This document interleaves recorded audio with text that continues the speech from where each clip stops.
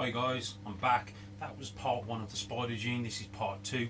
Sorry for it being cut short at the end of part one, simply and honestly just ran out of memory. Okay, so what I just want to do in this last segment is just basically recap on some of the pointers that I went through on part one. First things first, don't be afraid of breeding spider to spider. Obviously, a spider to a spider, you're not going to achieve anything. But if you've got a lesser bee and a bumblebee, you can breed them together to get a queen bee, go for it. Okay, guys? The neurological issue is in the spider. You won't get rid of it. Okay, guys?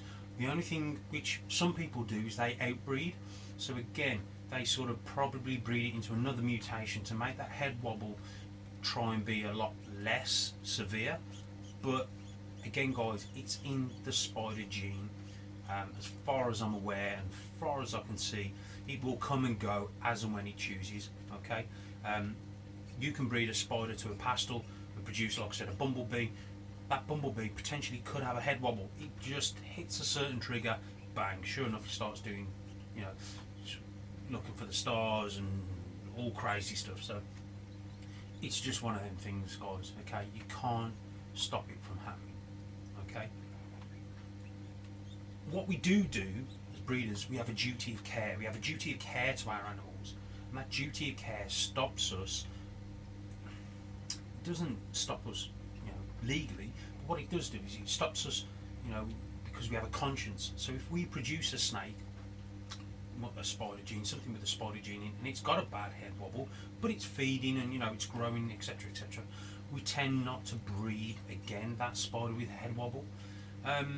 Reasons being, a lot of people will just find it as they don't want to potentially produce their offspring with bad head wobble. Again, I have seen spiders that have been produced from a female who has had a bad head wobble, and all the babies are fine, they have no head wobble. But it's a bit of duty of care that us as breeders, we try not to sort of breed those spiders that carry a severe head wobble just for our own conscience more than anything. Because again, in the wild, guys, there was only one pulled out the wild, and the one that was pulled out the wild had a head wobble. And to be honest with you, from what I can gather, it was healthy, it ate, it was eating, it was thriving. So, don't write this spider gene off, okay? If you haven't got it in your collection, I suggest you get it into your collection. It's a wicked gene to work with, fantastic. It's probably, for me, it's the best pattern and colour mutation out there. The minute you put that spider gene into something, bang, it changes dramatically. I can go on that, more recently, stuff like the Super Orange Dream, Fire, Yellow Belly, Bee, that Ozzy over at Ozzy Boyd Reptiles produces. Some of the spider stuff that guy produces is stunning. Okay, and that's purely obviously down to the Orange Dream, but the key ingredient to that stuff is the spider, the lesser bee, the queen bee. Marcus Jane Reptiles, he produced this white snake, and it's called the White Walker. Guys, if you haven't seen it, I suggest you go on World of Boarfile Pythons and look at White Walker, or even look at his one of his last videos that Brian Barczyk from Snake Bites TV went to his facility and he actually showed the White Walker off. Man, that snake is awesome. Okay, that again has the spider gene in it. Stuff like ancient queen bees, lesser bees. The list is endless. Not to mention the good old-fashioned bumblebee. Okay, these have that key ingredient, which is the spider gene. Guys, don't write it off, please. If you haven't got it, go and get it. Don't be scared of the head wobble. The head wobble can come and go. Okay, I need to make that apparent and make that clear. I've seen animals. I've had an animal. It's had no head wobble. 6 months later, the head wobbles come on.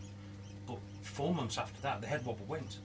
So certain things trigger it. They reckon stress, and certainly when you see it feed, sometimes when they see them feed, they start doing this because they're excited. Bang! They still get the food. Obviously, sometimes they do miss, but they get it on the rebound. So again, don't be scared of the gene. If you haven't got it, go out there, purchase a spider gene. Okay. For those who don't want it, who don't have it in your collection, I understand why, because maybe you've produced a baby and offspring that's had a bad, severe head wobble, and unfortunately it hasn't lived, or you've had to sort of again, duty of care, guys. You've had to do the right thing by putting that snake down, because there's no way of this snake physically living and surviving or having a healthy life. Again, that's just the the dark side to the hobby. It's the same with the caramels. Caramel is a beautiful gene to work with, and again, you're going to be producing babies, and the potential of it having a kink is quite high, and you produce a stunning baby and it's got a severe kink, and that baby has no way of living, it has no way of life. Unfortunately, you have to do the right thing. Again, you have a duty of care to these animals. I'm not saying you need to put that animal down, but you need to at least try to feed the animal. If the animal doesn't successfully feed, then unfortunately, guys, that snake's not going to survive, and that's just the horrible side of things, but it is what it is. So, guys, again, this is part 2, just wrapping up this spider gene that everyone's sort of kick it in the nuts, before they've even actually used the spider gene. Guys, don't kick it in the nuts. Get out there, get it in your collection. They feed fantastic, they grow awesome, and they breed like it's going out of fashion. Okay, a must have in anyone's collection, guys. Okay, guys, again, any comments, any questions, please put them in the comment boxes below.